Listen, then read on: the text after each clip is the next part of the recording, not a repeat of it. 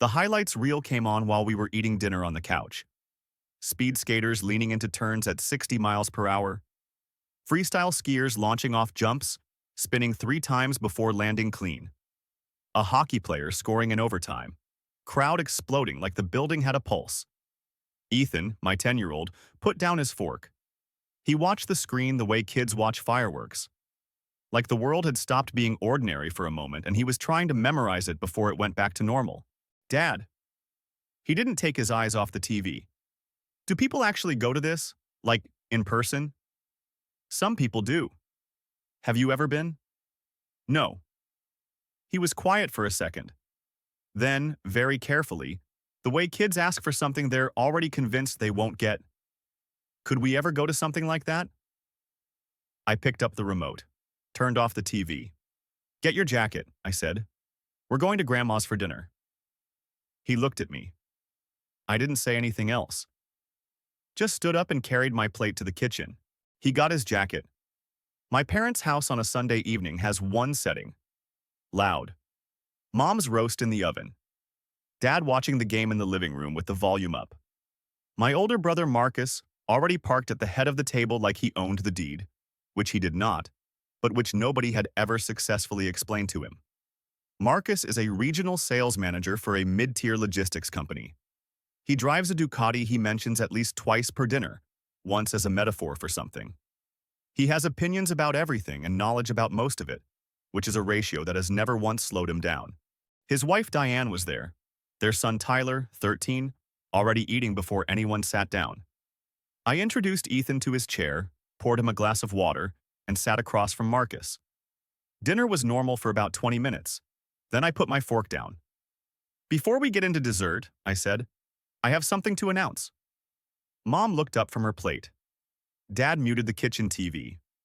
Marcus leaned back in his chair with the patient expression of a man who has already decided whatever you're about to say is not as interesting as whatever he was thinking about. I bought 8 tickets to the Milan Winter Olympics, I said. Opening ceremony, February 6th, and the hockey finals. For a moment, nobody said anything. Then Mom pressed her hands together. Dad said, no kidding. Diane looked genuinely surprised for the first time in what seemed like years. Even Tyler stopped eating, which I considered a small miracle. I said it was a family trip. I said I had 8 tickets. I let that sentence sit in the middle of the table. For exactly 4 seconds, everyone was happy. Then Marcus laughed. Not a surprised laugh. Not an impressed one. The specific laugh that means someone has decided to perform their skepticism for an audience. 8 tickets. He picked up his fork again. To the Winter Olympics, in Milan. He looked over at our dad. On his salary. Dad made a sound that wasn't quite a laugh but was in the same family. I'm just saying, Marcus continued, not looking at me now, talking to the table in general. Winter Olympics tickets aren't exactly on every IT consultant's shopping list. Opening ceremony alone? He shook his head. What are we talking here, scalper prices? Because if you bought those off some guy on the internet, I'd check the fine print. Diane tilted her head. Or maybe nosebleed section. Sometimes those are actually affordable. She said, affordable, the way people say accessible about a restaurant with valet parking. Let the record show, Marcus has driven a Ducati he's still making payments on for 3 years, called it an investment, and has the financial credibility of a carnival fortune teller. But sure, let's question the tickets. Mom didn't say anything.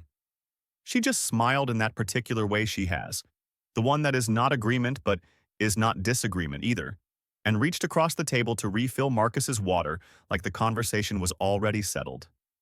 I picked up my fork, kept eating. That's when Tyler leaned toward Ethan. He didn't whisper. He used that volume teenagers use when they want adults to hear, but want deniability. Somewhere between a mutter and a statement. Is your dad actually broke? Like, for real? I heard it. Ethan heard it. The whole table probably heard it in the way families hear things they've decided not to respond to. Ethan went completely still. He didn't answer. He looked down at his plate. His hand stopped moving. He didn't eat. He just sat there with his fork above his food and stared at the tablecloth like he was trying to find something in the pattern. He was 10 years old. He was sitting at his grandmother's dinner table, in his good shoes, and his cousin, 3 years older, parroting his father's tone with his father's confidence, had just asked out loud whether his dad was broke. In front of everyone. Nobody corrected it. Marcus kept talking about hotels. Mom started clearing something off the counter. Dad unmuted the kitchen TV for 3 seconds, then muted it again. I looked at my son. He didn't look back at me. He already understood, at 10 years old, that looking back would mean acknowledging what just happened, and acknowledging it would mean the embarrassment was real. So he looked at the tablecloth. I set down my fork very slowly. I placed it on the edge of my plate. I picked up my glass, took a drink of water, and set it back down. My brother kept talking. I let Marcus finish his sentence. Then I said, quietly, to no one in particular, I have the tickets, for my family. Diane looked at me. Oh, obviously, yeah, all of us. I'll handle all the logistics, I said. Don't worry about the details. I picked up my plate and walked to the kitchen. Standing at the sink, running water over the dish, I could hear Marcus behind me. He means all of us, right? Voice carrying from the dining room without any effort to lower it. It's a family trip. That's what he said. 8 tickets is exactly right. Me and Diane, Tyler, Mom, Dad, and him and Ethan. That's 8. That's 8, my mother confirmed. Dad said something about looking up flights. Diane pulled out her phone. I turned off the faucet, dried my hands on the dish towel, placed the towel on the counter. I walked back through the dining room. Ethan looked up when I came in.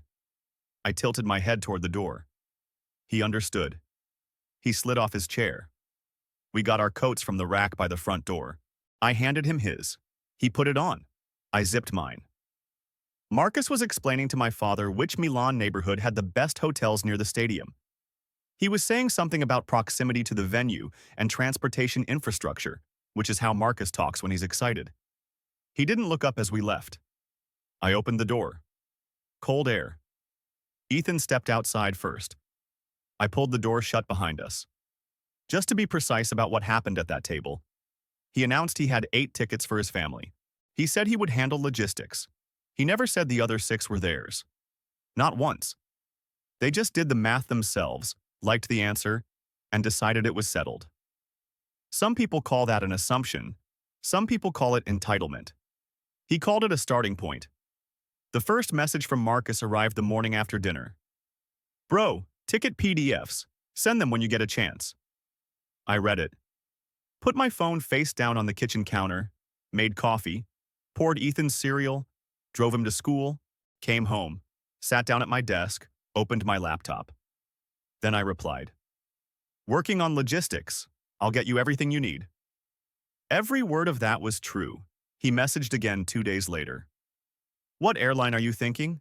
I'm looking at direct flights from JFK to Milan Malpensa. Alitalia has something decent, but the connection times are rough. Let me know what you've booked so I can match it. I read the message twice.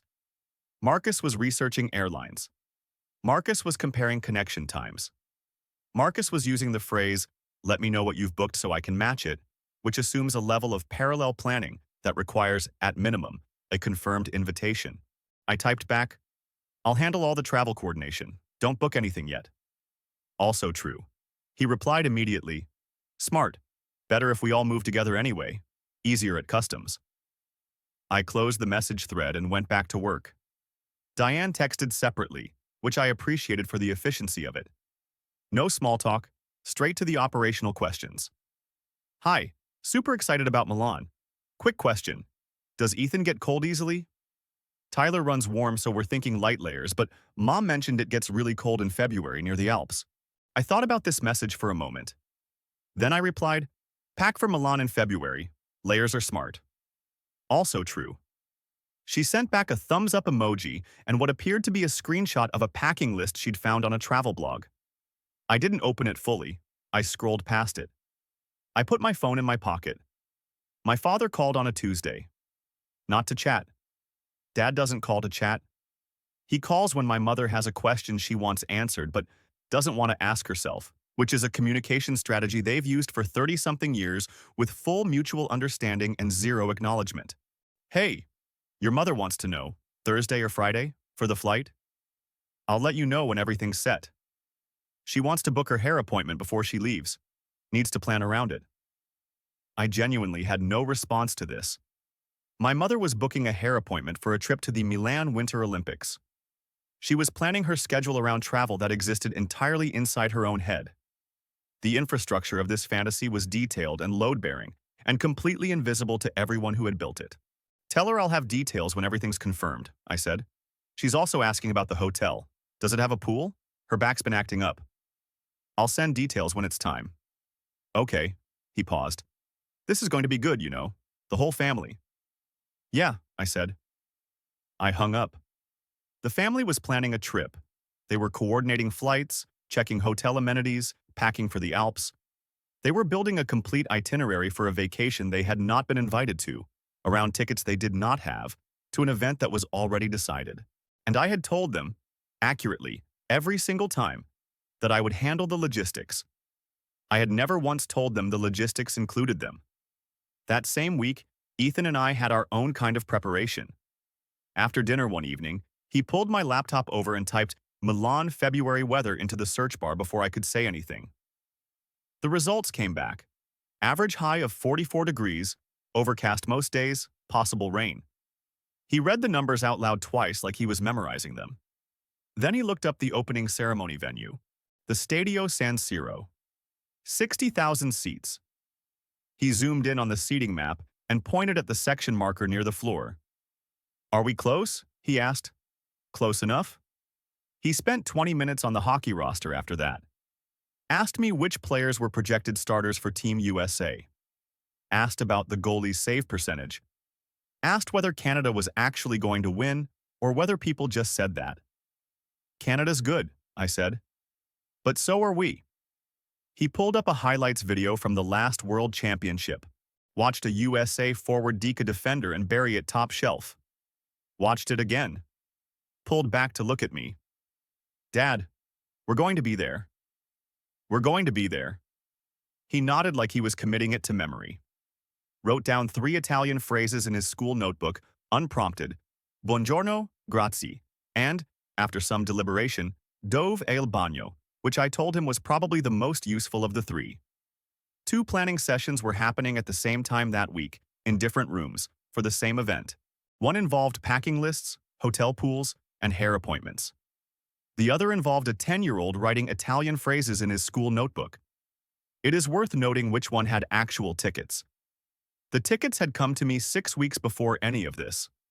A client I'd been working with for 2 years, an Italian software firm based in Milan, had wrapped up a major project in November. As part of the closeout, their managing director offered me a corporate hospitality package. 8 tickets, opening ceremony and hockey finals. Premium section, business write-off on both ends. I kept 2. 1 for me, 1 for Ethan. The remaining 6 I donated to the Children's Hospital charity raffle the following week. The hospital ran it every December. I donated to it before, usually cash, sometimes equipment. This year I had something better to give. I dropped off the ticket packet on a Wednesday afternoon, got a donation receipt, and drove home. That was 7 days before the Sunday dinner at my parents' house. 7 days before Marcus asked whether I'd bought them off some guy on the internet. 7 days before Tyler leaned toward my son and asked, in front of the whole table, whether his dad was actually broke. At no point during dinner, and at no point in any message afterward, did I tell anyone that the remaining 6 tickets were theirs. I said I had 8. I said it was a family trip. I said I would handle logistics. All of that was correct. The assumption was theirs. I simply never interrupted it. 1 week before the opening ceremony, Marcus's messages shifted register. Not casual anymore. Not coordinating. Urgent. Dude, I need the ticket PDFs. My travel agent is asking for documentation. Says she needs to see the seat assignments before she can confirm the hotel block. I read that one 3 times. Marcus had a travel agent. Marcus had given this travel agent enough information to begin hotel coordination. The travel agent was now requesting documentation. There was an entire professional third party involved in a trip that had no foundation. I replied, "You'll have everything you need for the trip. Almost there. He sent a thumbs up. That same evening, I opened my laptop, pulled up the booking site, and confirmed the hotel reservation I'd made 2 weeks prior. 2 guests, superior room, 6th floor. View of the Duomo di Milano, which Ethan had specifically asked about after seeing it in a video. Breakfast included. I paid the remaining balance. Confirmation email arrived immediately. I forwarded it to my own folder, not to anyone else. I closed the laptop, set it on the desk. The apartment was quiet. Ethan was already in bed. The final message from Marcus came late that same night. I was on the couch, reading. My phone buzzed on the cushion beside me.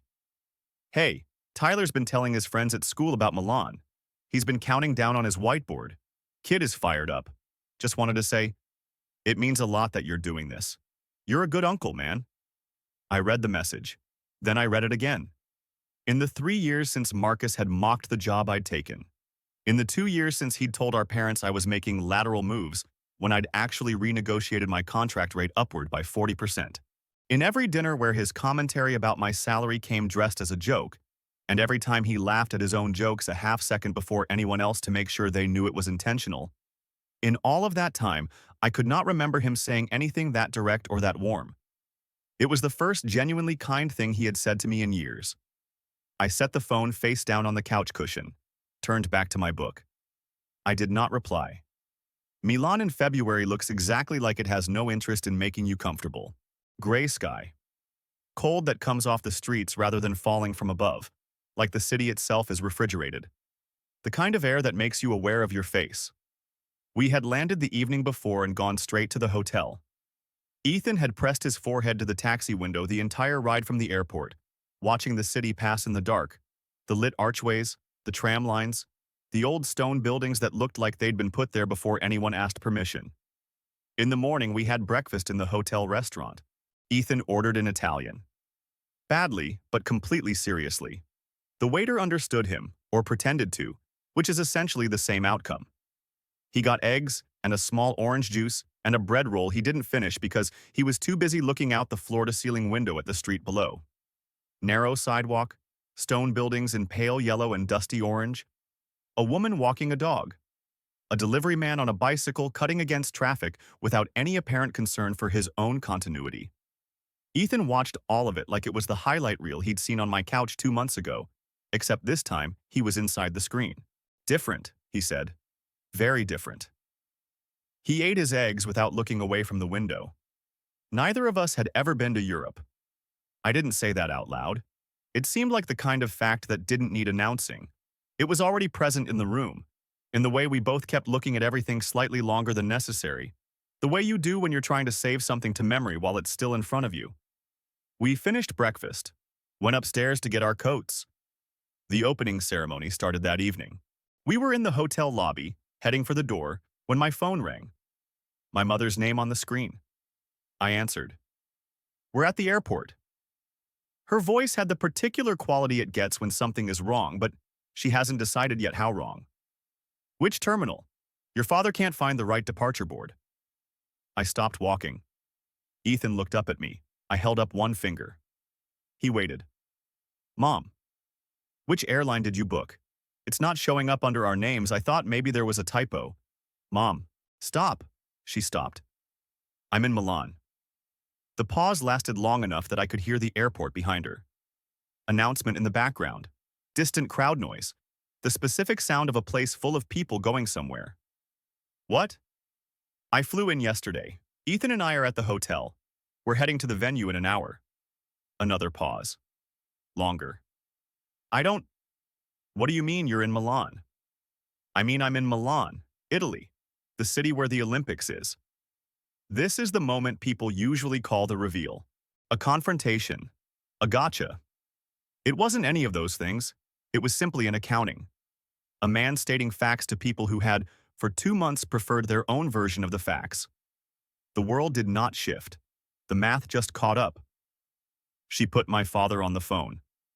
I kept walking. Ethan fell into step beside me. We pushed through the hotel's glass door into the cold street, and I held the phone to my ear while the city moved around us. My father's voice came on. Steady, careful, The way he gets when he's trying to establish what actually happened before he reacts to it. Walk me through this. So I did. I told them about the corporate package. 8 tickets, offered by my Milan client in November as part of a project closeout. I told them I had kept 2, one for me, one for Ethan. I told them I had donated the remaining 6 to the Children's Hospital charity raffle the week before the Sunday dinner. I told them I had the donation receipt. I told them that at no point during dinner or in any message afterward had I told anyone that the other 6 tickets belonged to them. My father was quiet for a moment. Then, "You let us plan for 2 months. I told you I'd handle logistics. I handled them. That's not—" He stopped himself, started again. "Your mother booked a hair appointment. She bought new luggage. I didn't tell her to do either of those things. Marcus told people at work he was going. Marcus assumed he was going, based on nothing I said." My mother's voice came back on, somewhere behind my father's. I could hear her saying something I couldn't fully make out. The word cruel appeared in it at least once. I stopped at the corner and waited for the light. "Dad, I announced I had 8 tickets to the Olympics for a family trip. My family. Me and my son. I said I'd handle all the logistics. I did. I handled all of them. Ethan and I are standing on a street in Milan right now, and in a few hours we're going to be at the opening ceremony. That's the whole story." Silence. "I have to go," I said. "We're walking to the venue." I ended the call, put the phone in my jacket pocket. Ethan was looking at me. Not with concern. With the careful attention of a kid who has understood most of what just happened and is waiting to see how the adult handles the rest of it. "Ready?" I said. "Ready," he said. We crossed the street. The messages started before we reached the stadium. I felt the phone buzzing against my ribs, steady, like a second heartbeat that was angrier than the first. I didn't take it out. We walked through streets that got progressively more crowded, more flags, more noise, the whole city tilting slowly toward the venue like water finding a drain. Outside the gates, I stopped and checked the screen. Family group chat. Marcus. The messages came in a sequence, each one a sentence or two, rapid fire, the way people type when they're angry enough that they've stopped editing themselves. "Are you serious right now?" "I told everyone at my office we were going. I told Tyler's school." "This is embarrassing. This is genuinely embarrassing. You set this up. You let us all believe we were going, and you set the whole thing up." Then, "Tyler is devastated. He's been counting down for 2 months. He cried." I read through all of it. Standing outside the Olympic Stadium in Milan, Italy, with my son next to me, in the coat I'd bought him for the trip. I put the phone back in my pocket, took Ethan's hand. We walked through the gate. 60,000 people. That is the number I remember most. Not the torchlight, not the flags, not the music.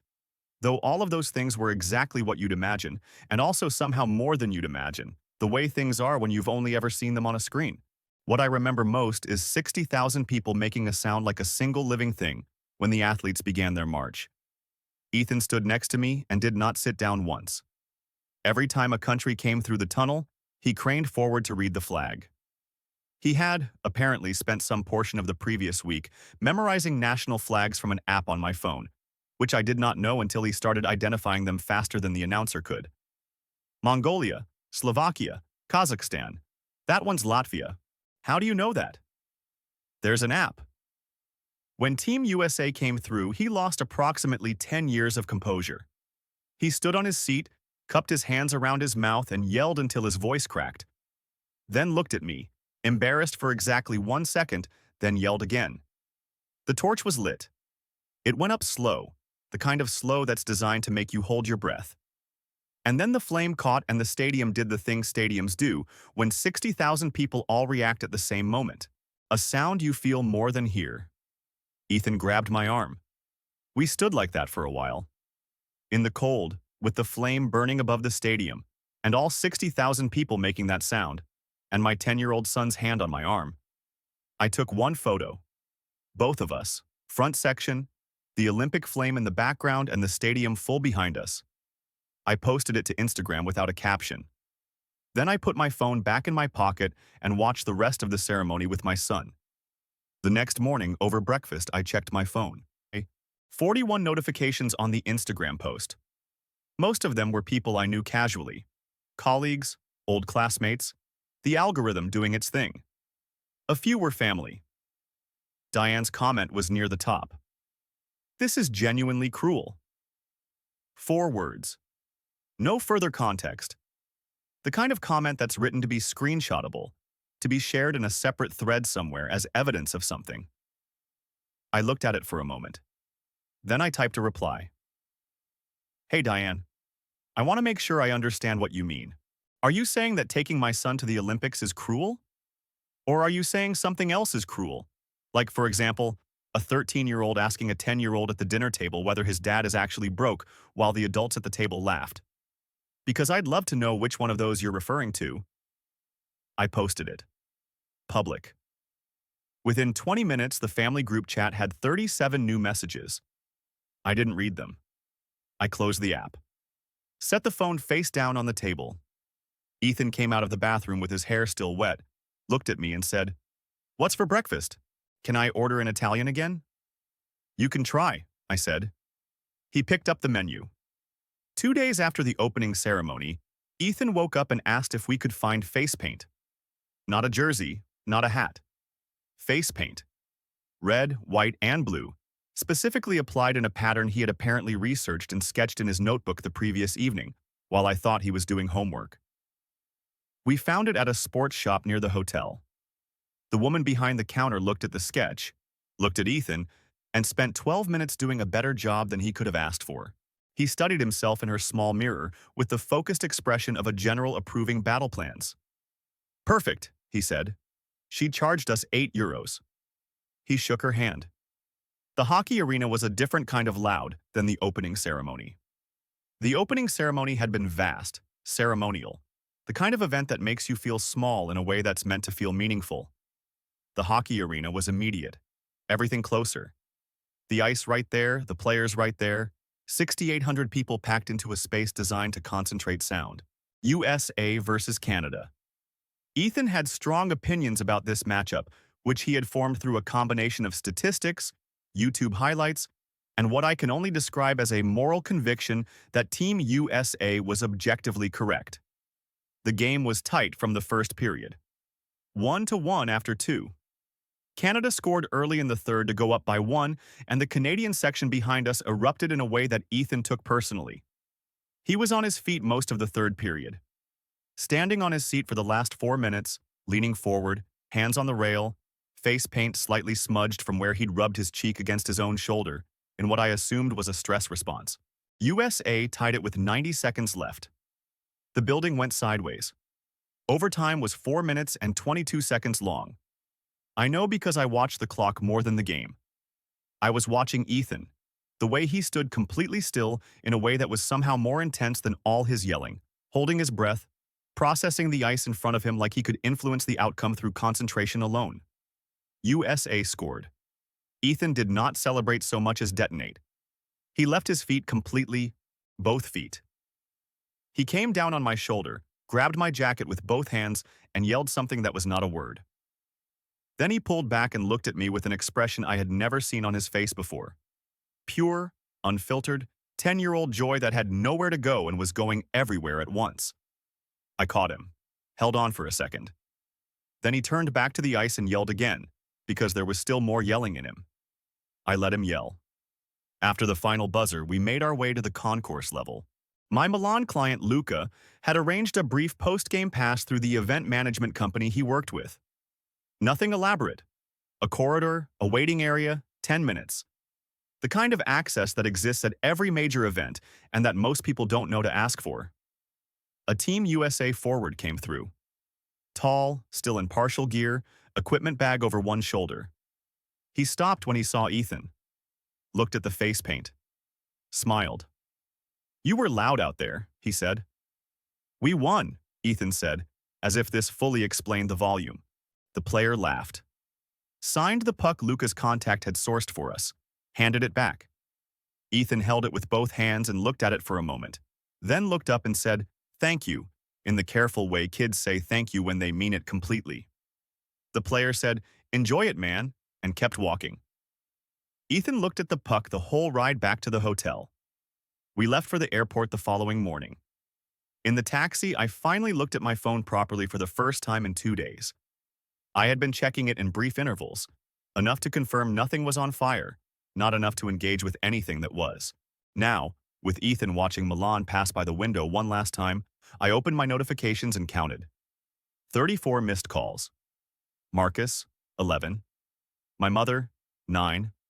My father, 8. Diane, 6. 34 calls across 2 days, while Ethan and I had been watching the opening ceremony, walking through the city, sitting in a hockey arena watching Team USA win in overtime.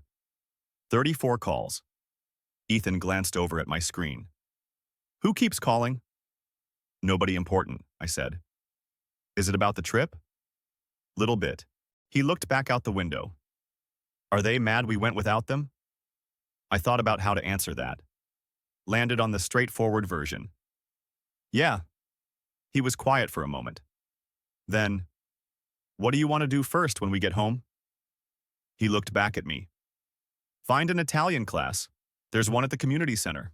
I looked it up. Then that's what we'll do. He nodded. Turned back to the window as we pulled onto the highway toward the airport. 34 missed calls in 48 hours. Not one of them was Marcus asking how Ethan liked the opening ceremony. Not one was his grandmother asking whether her grandson had enjoyed his first trip to Europe.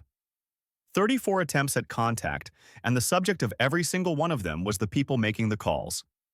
Ethan didn't know that. He was already thinking about Italian class. Back home, Marcus's final message arrived 2 days after we landed. You owe us an apology. You deliberately humiliated this family. Tyler still isn't over it. This was calculated and cruel, and you know it. I read it twice. Then I wrote back. I'll think about that apology. In the meantime, do you think Tyler owes Ethan one? For asking at the dinner table in front of everyone whether his dad was actually broke? 3 minutes passed. Then, that was just kids talking. You can't compare that. I wrote, you're right, I can't compare them. One was a 13-year-old repeating what he hears at home. The other was a grown man deliberately humiliating his brother. I agree those are different things. He didn't reply to that. I blocked him. Then my mother. Then my father. Then Diane. 4 contacts, 4 blocks, 2 minutes. Closed my phone. Made dinner. Helped Ethan register for the Italian class at the community center. Put him to bed. Went to sleep. Uncle Ray called the following week. My mother's brother. He'd heard everything secondhand. From my mother, then from Marcus, then apparently from Diane, each version adding detail and adjusting the angle. He had, by his own account, heard at least 3 different tellings of the same story. For what it's worth, he said, I think you did right by the kid. Thanks, Ray. Your mother's upset. You know that. I know. Marcus is Marcus. He is. Short pause.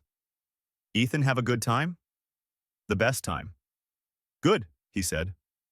That's what matters. And he meant it, plainly, without performance.